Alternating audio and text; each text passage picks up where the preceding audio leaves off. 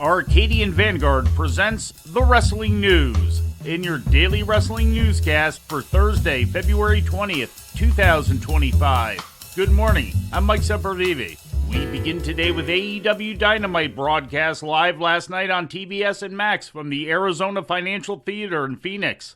In the main event, Orange Cassidy defeated Roderick Strong to earn a shot next week at the International title.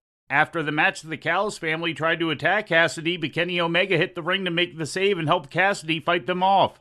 Takeshita. Oh, and Callis, come on, this is disgusting.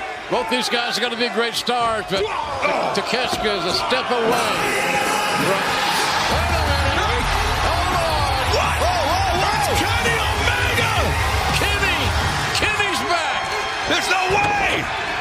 Kenny Omega bringing it. In the opening promo of the show, Hangman Adam Page was confronted by MJF, who wound up spitting in his face. Tony Khan then made a match between the two for Revolution. The Death Riders stormed the ring during a Willow Nightingale promo, but were confronted by Adam Copeland and Jay White, who chased them off.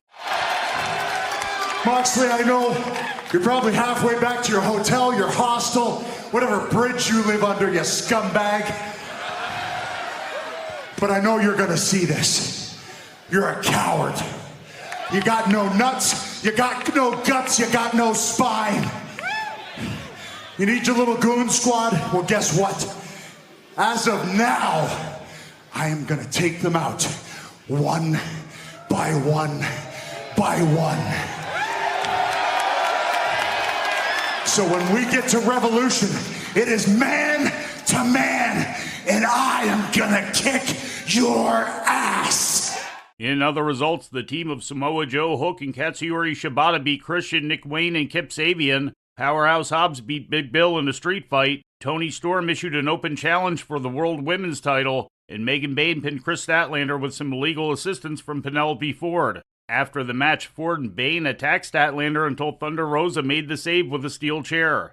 In ratings news, the Grand Slam edition of AEW Collision drew an average of 502,000 viewers to TNT last Saturday, according to WrestleNomics. That's up from the previous week's viewership of 387,000. It was also reported that the opening segment of the show, featuring Kenny Omega and Will Ospreay against Konosuke Takeshita and Kyle Fletcher, was seen by over 1 million viewers. The rating in the 18 to 49-year-old demographic was a .21, which more than doubled the previous week's demo rating of .10. In more AEW news, the date and location of this year's Double or Nothing pay-per-view has been made public, with AZCentral.com breaking the news that the event is scheduled to take place on May 25th at the Desert Diamond Arena in Glendale, Arizona. This would be the first time that Double or Nothing, now in its 7th installment, has not been held in either Las Vegas, where it originated, or in AEW's home base of Jacksonville, Florida.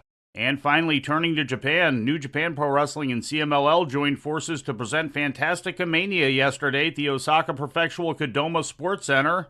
The main event saw Verno, Bone Soldier Jr., and Ultimo Guerrero defeat Atlantis Jr., El Desperado, and Mystico. Last night was the first night of the annual Fantastica Mania tour, which runs through February 28th. It has been held every year since 2011, apart from a break for COVID from 2020 to 2022. The tour continues today with a show in Takamatsu City. And before we leave you today, we'd like to remind you that however you consume your content, you can find the wrestling news 24 hours a day and 7 days a week across social media. On Twitter, follow us at Wrestling News AV. Our Facebook page is also Wrestling News AV. The Wrestling News can also be found on the Arcadian Vanguard YouTube page.